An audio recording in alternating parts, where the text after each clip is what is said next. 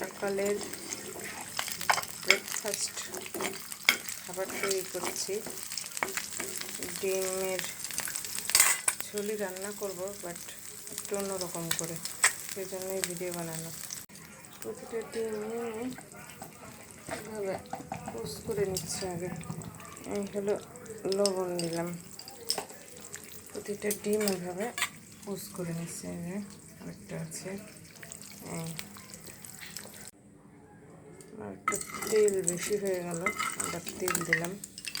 তেল বেশি হয়ে গেল, কারণ তেলটা তুলে রাখি, এত তেল আমি ব্যবহার করি না, বেশি তেলের খাবার পছন্দ করি না। এতটা তেল আমার তুলে রাখলাম। এখানে তেল, এই যে এত পরিমাণ তেল থাকলেই হবে। একটু জিরে ফোড়ন দেবো, যেহেতু বেশি মশলা ব্যবহার করবো না, তো তাই ফোড়ন দেবো, জিরে ফোড়ন দেবো। ফোড়ন ব্যবহার করলে বেশি কম তেল মশলা তো স্বাদ আনা সম্ভব। এখন আমার পেঁয়াজ আর কাঁচামরিচ, পেঁয়াজ আর কাঁচামরিচ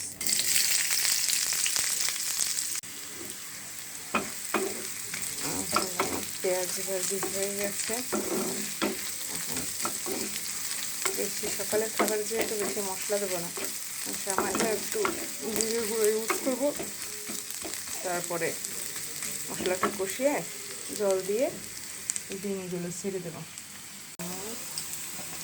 জিরে গুঁড়ো অ্যাড করবো, আমার জিরে গুঁড়ো বেশি, সকালের খাবার বেশি মশলা দিয়ে রান্না করবো না। হলুদ ব্যবহার করি,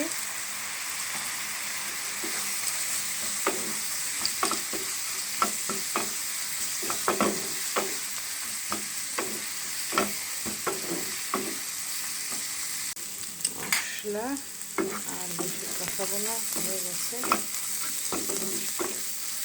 সকালের খাবার লাইট করেই রাখি, বেশি কষানো করলাম না। এখন একটু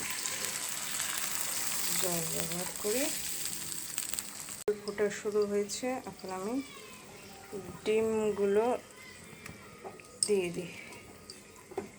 এই হলো আমার পোচ ডিম, পোচ, অনেকে এটাকে আবার কি বলেন, ডিমের তো আবার কত ধরনের ভাজি হয়, পোচ হয়, অমলেট হয়, আমি তো এটাকে পোচই বলি।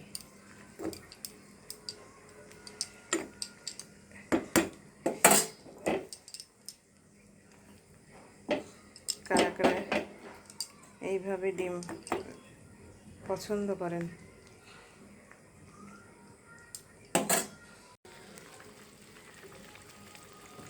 এখন ঝোল টেস্ট করার সময়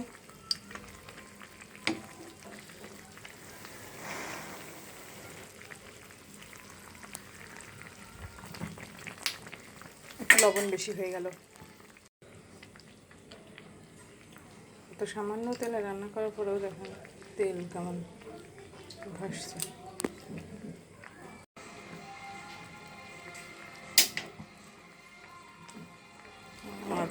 আমার শেষ, কারণ আমি এটা একটু ঢেকে রাখি।